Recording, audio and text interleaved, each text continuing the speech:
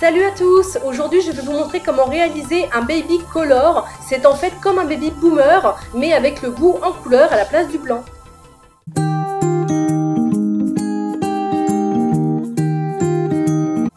J'ai commencé par mettre une couche de base colorée, c'est la Milky Pink de chez Nails Company. C'est en fait une base un petit peu rosée qui du coup va venir fondre un petit peu les défauts de la plaque de l'ongle. C'est la base que j'utilise en général pour faire les French ou pour faire les baby boomers et les baby color. Ensuite, je vais prendre le vernis semi-permanent Dark Nude de chez Nails Company également, qui est un beige rosé un petit peu translucide qui s'utilise très bien comme ça pour les baby boomers. Donc je viens le mettre sur la base de l'ongle et je vais aller à peu près jusqu'à la moitié de l'ongle. Et pour faire mon dégradé, je vais prendre le magnifique semi-permanent numéro 290 de la collection Glam Unicorn chez Glam Nails. Et c'est un beau parme pastel que j'adore. J'ai d'ailleurs fait toute une vidéo où je présente cette collection. Je vous la mettrai bien sûr en barre de description et dans le petit juste au-dessus. Et donc je viens le déposer sur la deuxième moitié de l'ongle en n'oubliant pas de bien border le bout de l'ongle. Je vais ensuite prendre mon pinceau à dégrader, je vous mettrai évidemment le lien dans la barre de description et je vais tout simplement essayer de dégrader les deux couleurs entre elles, donc je n'ai surtout pas catalysé pour l'instant.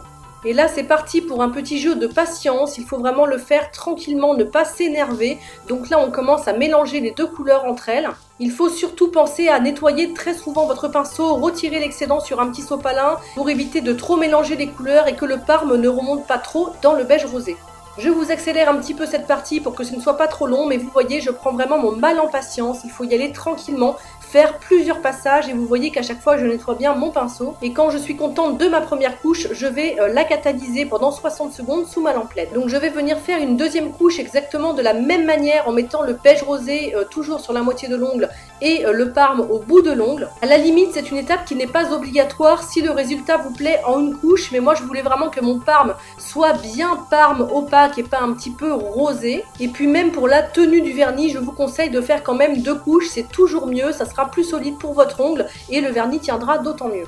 Là sur cette deuxième couche, je ne sais pas si vous voyez bien, mais je fais un petit peu différemment de la première. Je fais plus des allers-retours, vraiment sans décoller mon pinceau de l'ongle. Il faut voir un peu après avec les couleurs que vous utilisez. Certaines se fondent mieux que d'autres. Et pour finir, je vais jouer comme ça en vertical à chaque fois en nettoyant bien mon pinceau. Je catalyse toujours cette deuxième couche 60 secondes sous ma lampe LED. Et ensuite, j'ai eu envie de rajouter un petit peu de côté pailleté brillant. Donc j'ai pris ces petites feuilles comme des petites feuilles d'or qui viennent de chez Brillbird. Vous aurez aussi le lien dans la barre de description.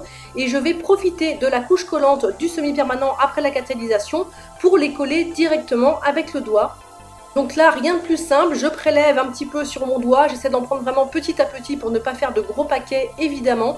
Et je vais coller un petit peu les paillettes vers la cuticule et redescendre tout doucement vers le bas. Je ne veux pas en mettre sur l'ongle en intégrale, je veux juste en mettre dans la partie beige rosé et faire redescendre un petit peu comme une pluie de paillettes vers le bout de l'ongle.